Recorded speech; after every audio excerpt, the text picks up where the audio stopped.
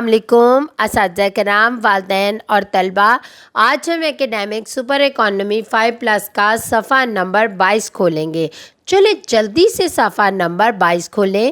اس صفحے کو پڑھنے سے پہلے میں اساتذہ کرام و والدین سے مخاطب ہونا چاہتی ہوں، جیسا کہ آپ سیکھنے کی 4 مہارتوں کے بارے میں جانتے ہیں، جو کہ ہیں سننا، بولنا، پڑھنا اور لکھنا۔ اس صفحے کو پڑھنے کے بعد آپ کے بچے میں پہلی 3 مہارتیں پیدا ہوں گی: سننے، بولنے اور پڑھنے کی مہارت، اور یہ بلوم ٹیکزانومی کا پہلا درجہ ہے، یاد رکھنا۔ چلیں بچوں، اب جلدی سے صفحہ نمبر 22 پہ دیکھتے ہیں کہ آج ہم کس کے بارے میں پڑھیں گے۔ یائلین۔ یہ یائلین کیا ہوتا ہے؟ یائلین زبر والے حرف کے بعد بڑی کا استعمال۔ اب اس کا کیا مطلب ہے؟ بڑی کا استعمال زبر والے حرف کے بعد یا درمیان میں ہو تو اس کی آواز ایک ہی ہوتی ہے، اور ایسے بڑی کو یعنی کہ ایسی بڑی کو یائلین کہتے ہیں۔ کیا ہوگا؟ یعنی کہ حرف کے بعد یا درمیان میں جو حرف آئے اس کے اوپر زبر ہو اور اس کے بعد بڑی آئے تو اس کی آواز ایک ہی ہوتی ہے۔ زبر والے حرف کے بعد یا درمیان میں ہو بڑی تو اس کی آواز ایک ہی ہوتی ہے، تو اسے ہم کیا کہتے ہیں؟ اس بڑی کو یائلین۔ کیسے کہ چلیں جلدی سے ہم ان الفاظ سے دیکھتے ہیں۔ یہ کیا ہے؟ پیر۔ دیکھیں، پے کے اوپر زبر اور اس کے بعد ایک ہی آواز آئی تو یہ کیا ہے؟ بڑی، یعنی کہ یہ بڑی ہوگی۔ یہ کیسے؟ کیوں؟ یہ آوازوں سے پہچانی جاتی ہے۔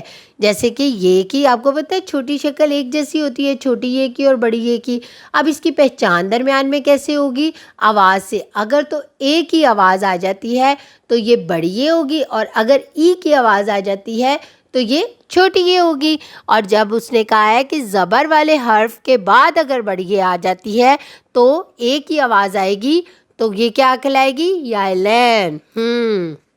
چلیں پڑھیں ان الفاظ کو۔ پہلے میں پڑھتی ہوں۔ پیر، میل، چین، تیر، تیر، خیر، نین۔ پیر، میل، چین، تیر، خیر، نین۔ چلیں اب ان الفاظ کو میرے ساتھ مل کر پڑھیں۔ پیر، میل، چین، تیر، خیر، نین۔ چلیں ان الفاظ کو اب ہم جملوں میں استعمال کرتے ہیں۔ تیر کر جا۔ کہاں پر آیا؟ یہ تے کے اوپر زبر ہے اور یہ آ گئی، یہ بڑی یہ ہو گئی تو ایک ہی آواز آئی تو کیا ہوا؟ یہ یائلین ہے۔ اسے کیا کہیں گے؟ یائلین۔ اور اس کو پڑھے جملے کو میرے ساتھ۔ تیر کر جا، تیر کر جا۔ اب اگلے جملے کو میرے ساتھ پڑھیں۔ اپنے باپ کے پیر صاف کر۔